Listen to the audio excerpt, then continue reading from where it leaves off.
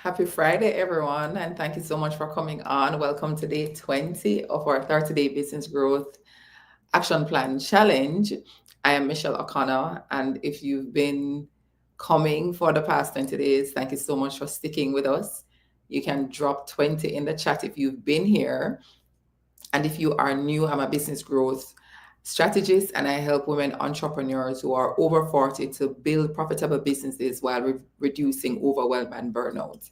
And one of the things I got from persons that I've been working with or just having consultation calls, it's a time. Based on the size of your business, not everyone, if your business is making money, sometimes we just decide that we're just going to continue doing what we've been doing while you have the opportunity to pause, create a plan that is very intentional so yourself and your team know what you're going after. And that is what we've been working on over the past 20 days. I can't believe it. I feel like I was sitting here last week, Friday, yesterday, but it's been a week. We're on to day 20. And this week we have been focusing on execution.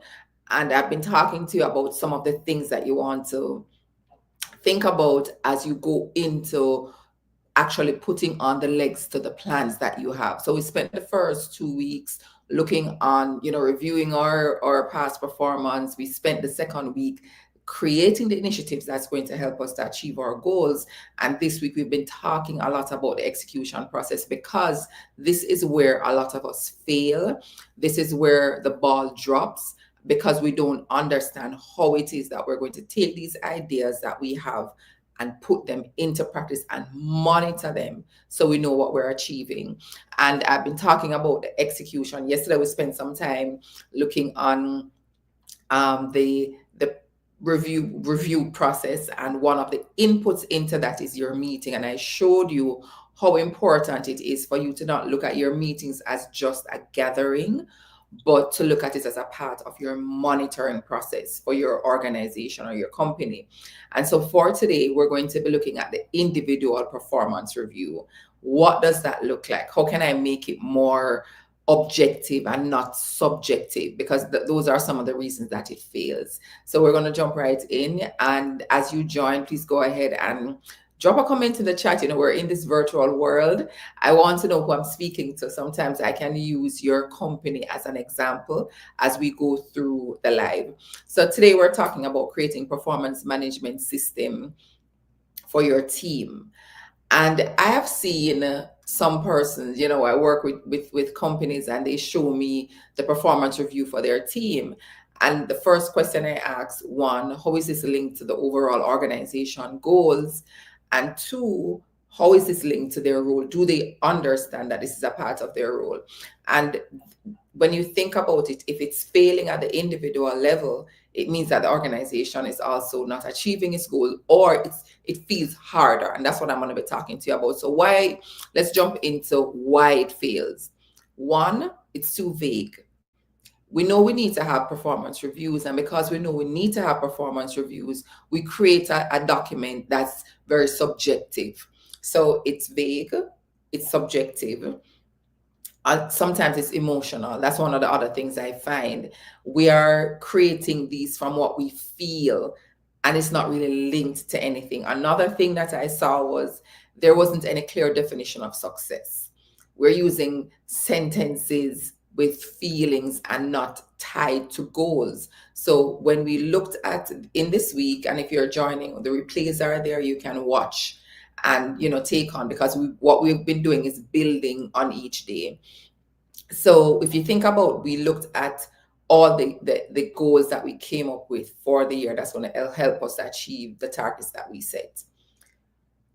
Each of those goals are linked to a role. If it's linked to a role, it means that now goes to that person's performance review. And that is how it works seamlessly. So you don't have to sit and create anything, try and make up anything. You don't need to do that, because you would have already created something that's already linked to your goal. And when we spoke about cascading, that is how it flows. That is how it moves from top down. So it's too subjective, it's too emotional, it's too vague, it's not linked to it doesn't have a clear success, and again, it's not linked to the business goals. So how are we going to fix that? We're going to fix that by using the initiatives that we created. You want to make sure that the individual performance review, and you're not creating anything else from scratch. All you're doing is you're taking all those initiatives that we worked on this week and you're pulling out. Let's pull out all the ones that are for sales and marketing. And you know what? Let me just show you as a reminder, because this is where we overwork ourselves sometimes when it's not necessary. Because if you think about it, we would have created these activities. We You don't need to try and figure out what am I going to add to their performance evaluation. No, all you're adding to their performance evaluation are the goals that we had agreed on.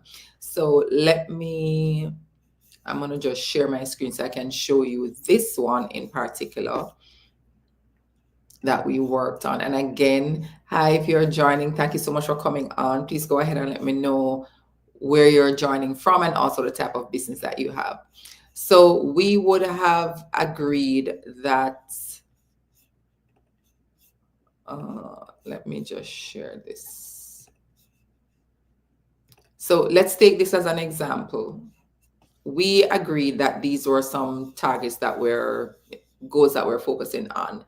When you look at this, you look at the owners, you have CEO and sales, you have the customer success, and maybe that person's in sales, and you have 3 activities that marketing is focusing on. What you're going to be doing is you're taking these activities and you're handing them over to marketing alone. As a CEO, you're looking at the full scope of initiatives. But when it comes on to department, you are just handing these over to marketing. Marketing take those activities and then they assign it to the persons who are in charge if they have more than one person.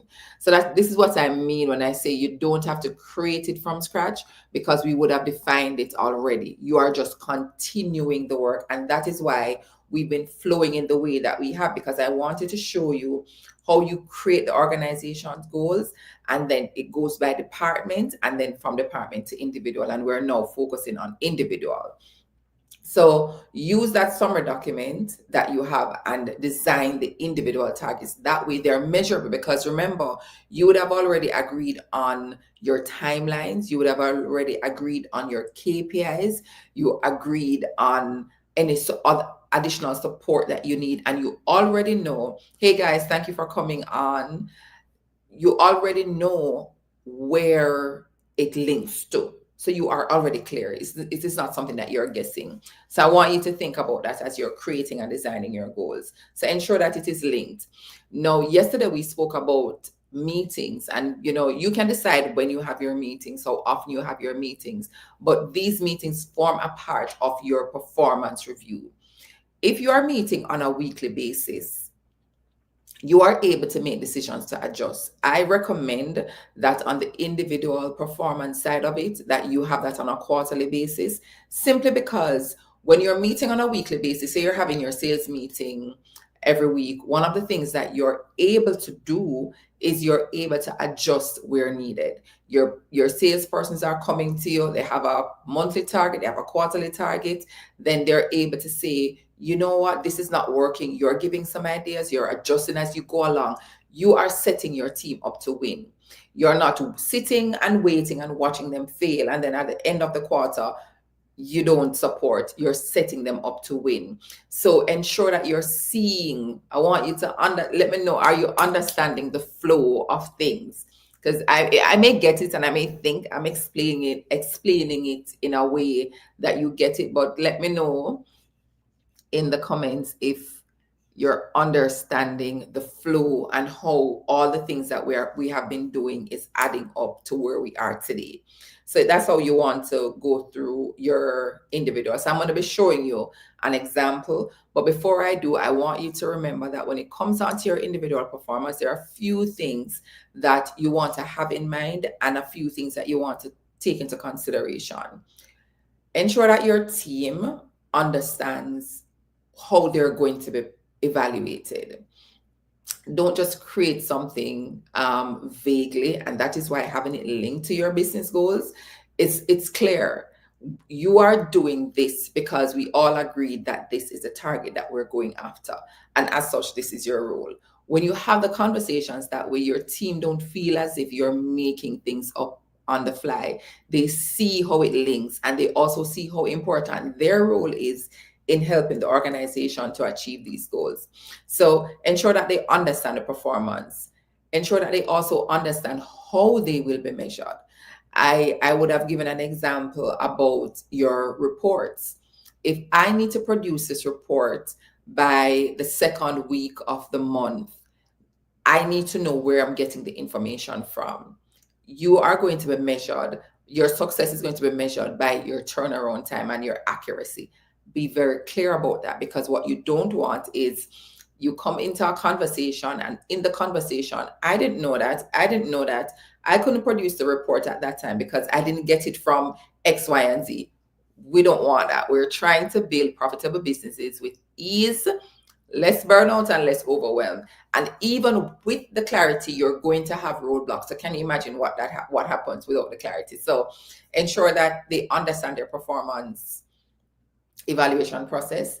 They understand how they're going to be measured. I want you to also help them to understand how they're going to be scored. And when I go in the example, I'll talk to you about that.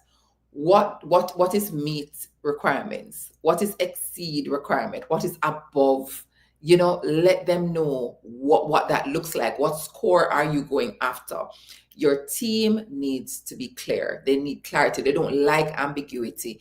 When things are vague, it leaves room for persons to make things up and for mistrust. And then you, as a CEO, the executive, you're having the conversation with your managers, and you probably have to make things up on the fly. You don't want that.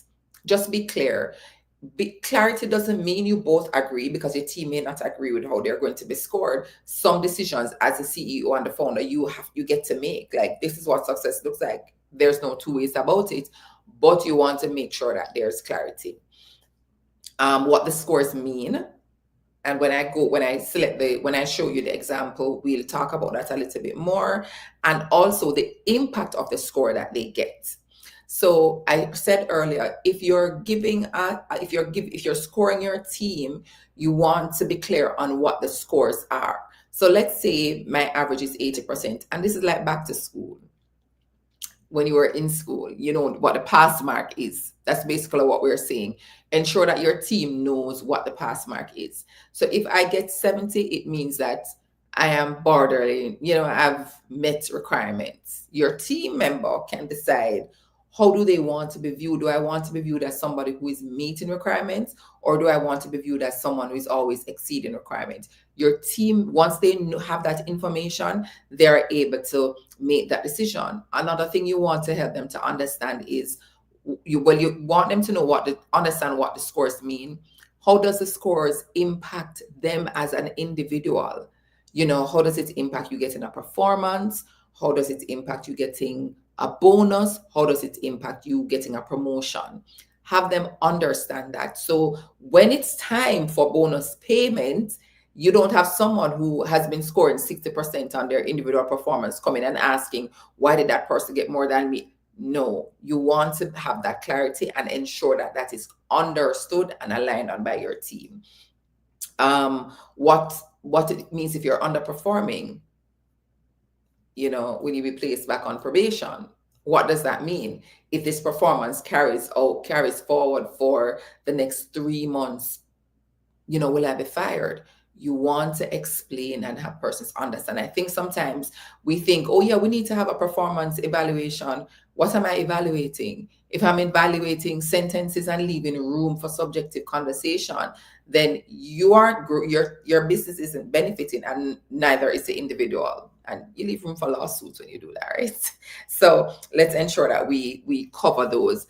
Right now, I'm going to show you one example. I just created an example for the sales role, just to give you an idea as to what you want it to look like. And I do a lot of work in Excel, because I do believe that this allows for clarity. So earlier, I would have said to you, and it has more, I just draft this up so you can understand what it will look like. Earlier, I said ensure they understand what the scores mean. This is an example, and you get to change it based on your business and based on your company. I am saying above expectations is if you're scoring 90 to 100%. Meet expectations 70 to 90. Below 70. And you could also choose a number. You could say above expectation is 90%. You can also say meet expectation is 80%. And then you have below 70. But here's the thing, and this is why you need support when you're doing this. Someone can come to you and say to you, what happens if I get 85? What happens if I get 81, 82, 89? Where do I fall? And that is why you have the range. And then, we can work with you to design formulas to calculate what that looks like for them for when it comes down to a score. And then, go into the goals. So I just created some initiatives for a sales role. So let's say we want to increase monthly revenue. The KPI is monthly revenue generated. The target is 25,000. This person achieved 22,000. It means that they would have achieved that 88%. Here's the other thing that you want to do. You want to weight the initiatives that you have on your performance review. Why do you want to weight it? Well, let me explain it this way. All your goals aren't created equally. And if in this case we have 5 goals that the team is working on, there's going to be there are going to be a few on the performance evaluation sheet that matters more, because you want your revenue, because that's where it matters more, and that is where they put most of their work. Let's put it that way. Not that it matters more, but if I'm a salesperson, maybe 90% of my time is spent generating revenue, meeting this revenue target. But remember, we spoke about lead and lag indicators. You want to make room for those lead indicators, because once they are doing that work, then it makes the revenue target way easier for them. It's about conversion. So improve conversion rate. It's lead to client rate. Okay, we want a 25% target. We want a 20% conversion rate. We want a 25% conversion rate. This person achieved 20%. They're at 80. Grow your lead pipeline. We need to have 120 leads in the pipeline per month. This person had 95. Increase follow-up consistency. This is how many persons that they called or followed up with by email. They achieved at 80%. And your customer retention, we wanted to retain 15. This person retained 10. Now, you are able to get the percentage, and you want to weight it based on the effort and where the person's time is going. They may be spending 1 hour per week doing the bookings, the callings for the client. You don't want to weight that very heavily on the performance review, because that's not where most of their time is going. Sorry, I should have really enlarged this from earlier. I hope you were able to see it. Right? So that's what you want to do. Now, when you weight it, your final score is achieved by multiplying your weight by the percentage achieved. And that is what gives you your weight. And then you can just sum that amount, and then that gives you your total. This works way better than average. I could have said, let's average.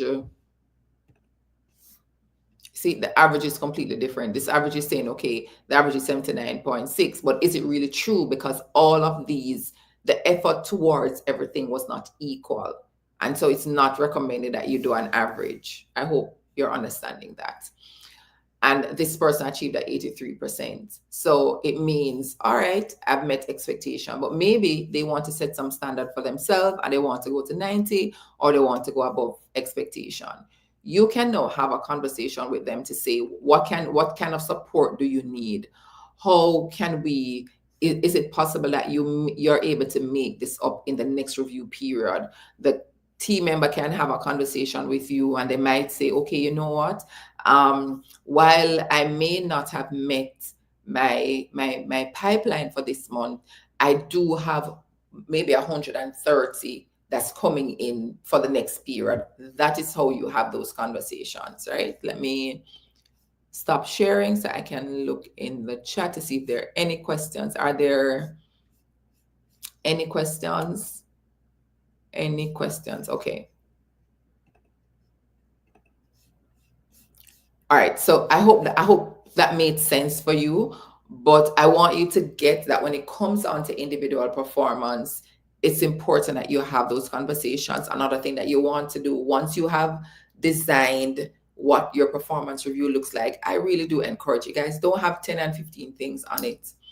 If the weight is 1%, 1.5%, you don't need to be making stuff up. They probably are doing it. You want this to focus on what's moving the needle towards the goals. And that is what you sit and talk to your team about. Any questions as we wrap up? Because going into next week, I would have shared that going into next week, one of the things that I want to be talking to you about is how to plan. But I want you to look at the initiatives that you created, select one or two, and define what the individual performance would report or evaluation form would look like for that team member.